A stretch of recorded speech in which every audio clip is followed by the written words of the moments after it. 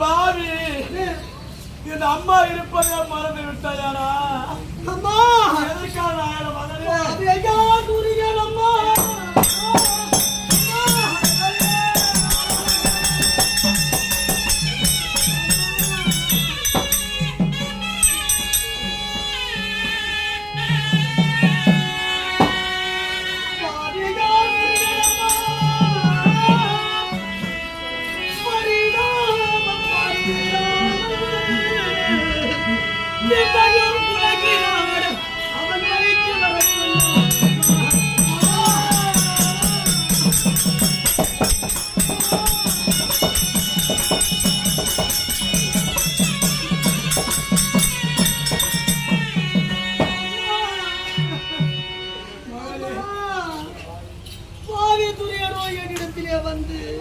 கொடுமைக்காரனாச்சடா.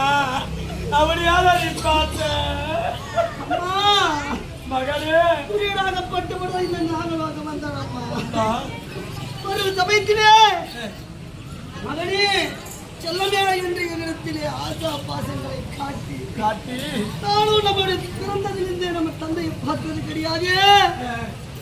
நம்முடைய பெரியப்பா நம்ம மீது இவ்வளவு பாசத்தை வைத்துக் கொண்டிருக்கிறாரே அப்படி என்று சொல்லி பெரியப்பா அதாவது என் உயிரை கொடுத்தாவது நான் உன்னை காப்பாற்றுகிறேன் என்று சொல்ல அந்த பாவியின் உயிரை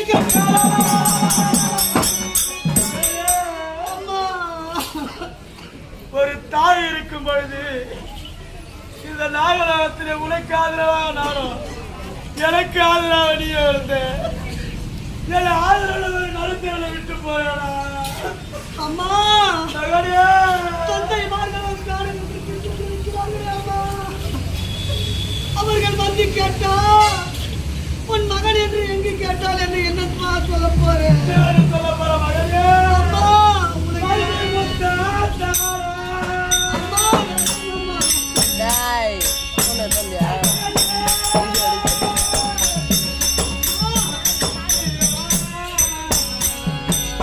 நாளைக்கு காலைல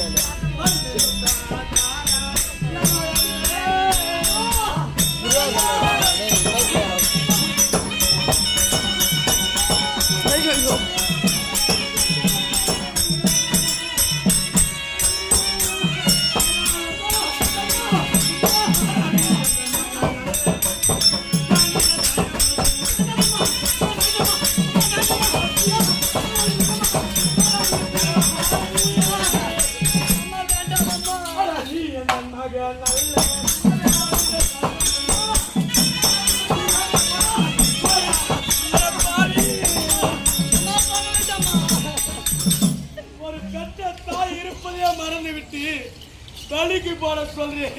எனக்கு மகளே தெரியாது போற இந்த கடைசி நேரத்திலே நான் இனி ஒருவன் தான் ஆதரவு. அம்மா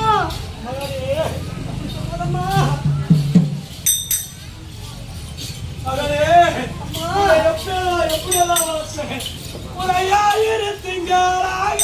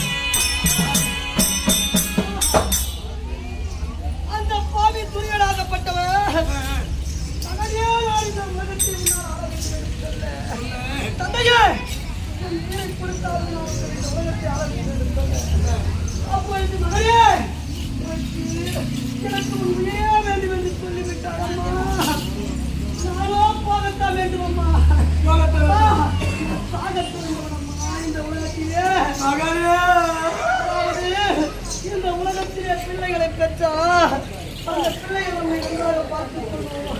சரி பெரியதா, நமக்கு வயதாகிய பிறகு நம்முடைய பிள்ளைகள் நம்ம நன்றாக வைத்துக் கொள்வாங்க. ஒரு சாப்பாடு போடுவாங்க என்று சொல்லி பிள்ளைகளை வளர்ப்பாருங்க அம்மா.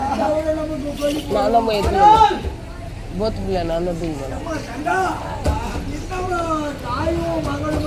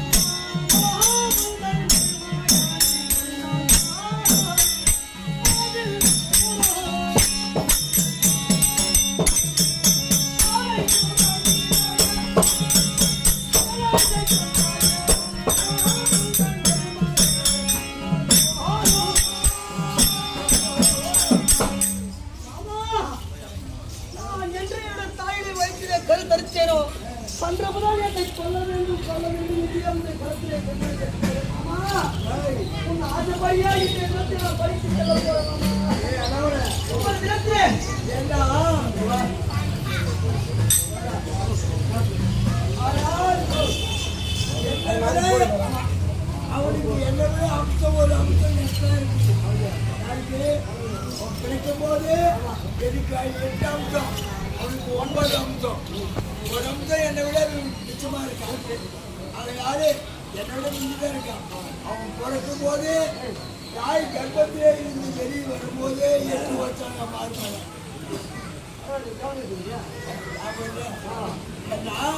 இருக்கும்போது தாய் வயதில் இருந்து வெளிவரும் போது கீழே விழும்போதே 8 வருஷம் மாறுவாங்க. இது ஞாபகம் இருக்குது. ஆமா, ஏன்னா ஒரு தினத்துல ஒரு ஞானியாகப்பட்டது என்ன செய்யலாம்? தினமும் ஒரு நீரோடையை தவிர்த்து அந்த ஞானியாகப்பட்டது அந்த தினமும் அந்த நீரோடையை சென்று அதுகளுக்கு அமைத்து அந்த நீரே உள்ள நுழையாகப்பட்டது அந்த யானையை தடுத்து கொண்டு அதனாலே அந்த யானையாகப்பட்டது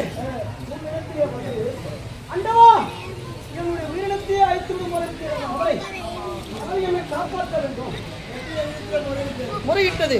அன்றைய தினத்திலே ஆனை முறையிடவே முறையை கொண்டாடிய மாமா அதுபோல நீ ஆணையாளி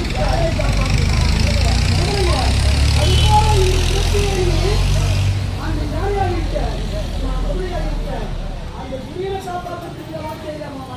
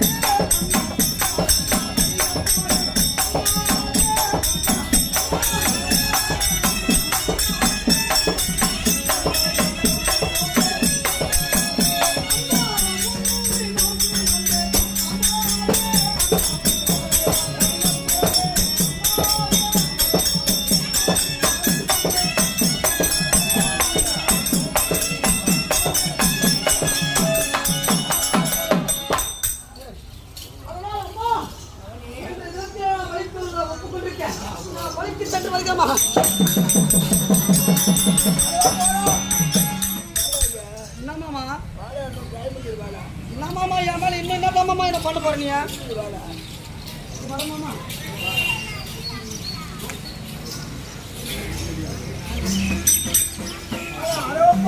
மாமா சொல்லி பார்க்கலாம். அதாவது வருகின்ற வெள்ளிக்கிழமை நாளை தினம் நாளைய மறுதினம் பூரண அமாவாசை என்று நான் பலிக்கு வருவதாக ஆமா. நாளை மறுநாள் வெள்ளிக்கிழமை பூரண அமாவாசை பிறக்கிறது.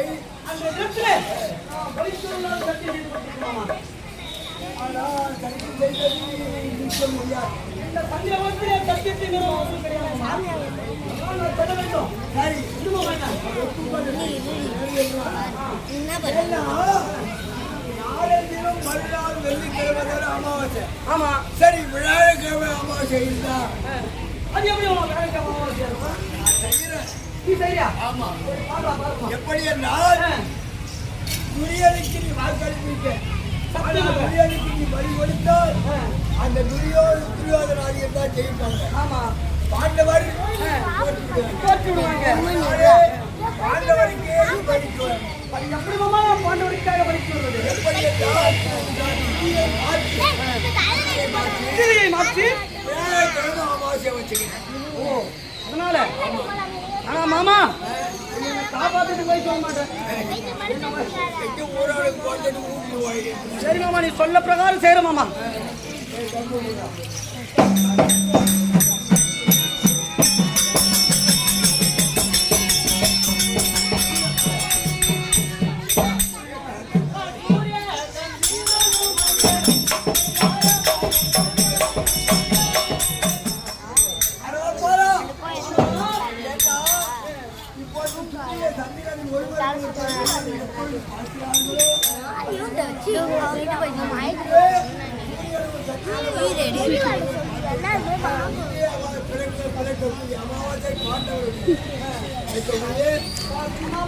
பிறக்கக்கூடியது பாண்டவர்கள். நாளை போவது துரியோதனாதிகள். அதனால்தான் இப்போ அமாவாசை வந்து சண்டையா வரும். நாளைக்கு அமாவாசை, இன்னைக்கு அமாவாசையா, இன்னைக்கு வீடு கழுத, நாளைக்கு வீடு கழுதா, இந்த சாமி என்னை படுத்து போச்சுன்னு என்ன பாண்டவருக்காக பாண்டவராக கண்ணபிரானும் அதாவது நியமனம் செய்த அமாவாசை இது. அதாவது முதல் நாள் வரக்கூடிய அமாவாசை, பாண்டவர்கள் இரண்டாவது வரக்கூடிய அமாவாசை துரியோதனாதிகள். அதாவது அவன் செய்தது. நீங்க இந்த முதல் நாள் தான் செய்யணும், ரெண்டாவது நாள் செஞ்சாலும் செய்யாம கூட போலாம். அது பிரயோஜனம் கிடையாது. அதனால்தான் இப்பொழுதும் உலகத்திலே இரண்டுபட்டு வந்த அமாவாசை இன்னைக்கு பிறக்கும், நாளை போகும்.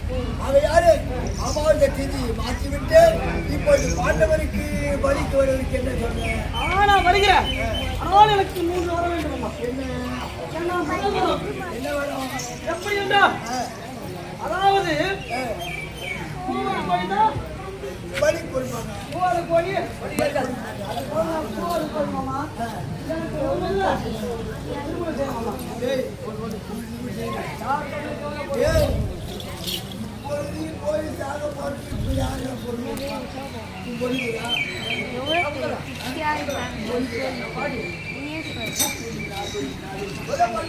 ஏய், ஐயாத கை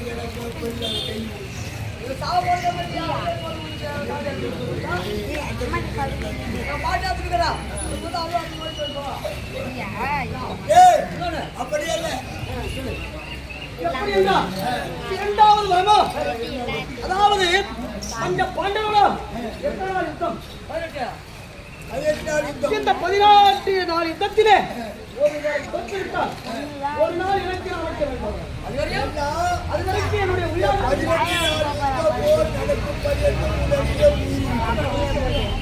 மூன்றாவது எப்படி சண்டை செய்கிறார் பார்க்க வேண்டும். பார்த்துக் கொண்டே இருப்பேன். அப்படி கடைசியா மூன்றாவது ஆசையோ நானும் அந்த காளிக்கு பலி கொடுக்கும் போது என் உடலில் இருக்கக்கூடிய சதையோ அறுக்க பெருகி கொண்டே இருக்க வேண்டும்.